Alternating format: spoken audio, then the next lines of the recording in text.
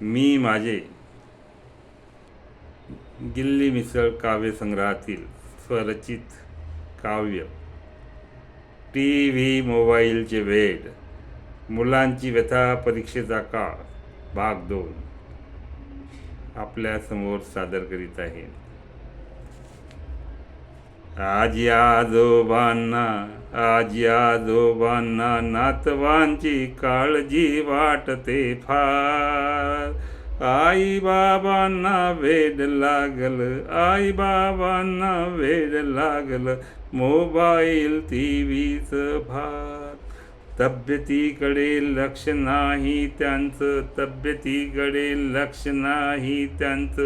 काळजी वाटते फार.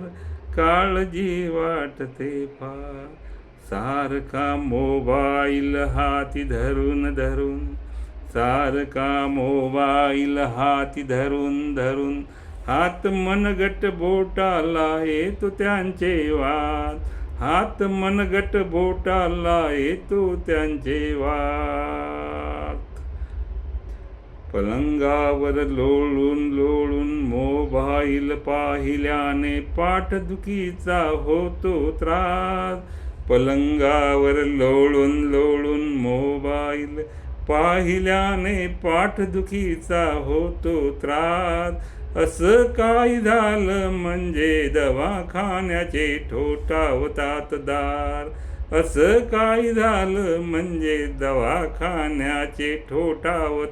दार. डॉक्टर म्हणतात बरं झालं लवकर आले, सिरियस मॅटर आहे फार. डॉक्टर म्हणतात बरं झालं लवकर आले, सिरियस मॅटर आहे फार.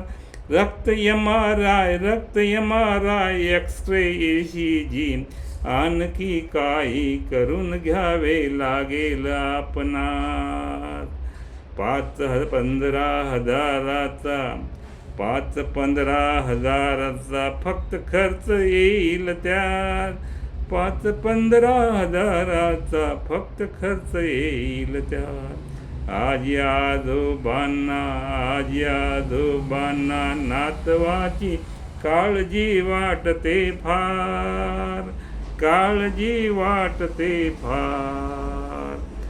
आम्हाला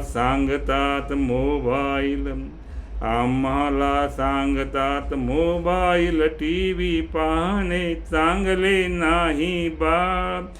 आम्हाला सांगतात मोबाईल टीव्ही पाहणे चांगले नाही बाळ. स्वतः मात्र मोबाईल टीव्ही शिवाय त्यांचे हलत नाही पान.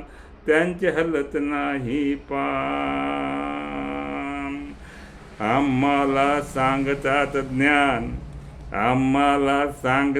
ज्ञान, स्वतः मात्र कोरडे पाषाण. आम्हाला सांगतात ज्ञान, स्वतः मात्र कोरडे पाषाण. कुठं घडतंय असं, सरसगट नाही होत बरं. आम्ही आमचे मनीचे सांगितले कवी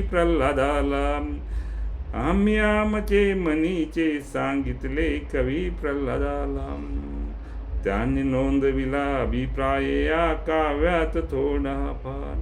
कुठं घडतंय असं, सरसगट नाही होत बरं.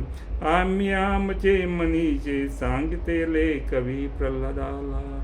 त्यांनी नोंदविला अभिप्राय या काव्यात थोडाफार.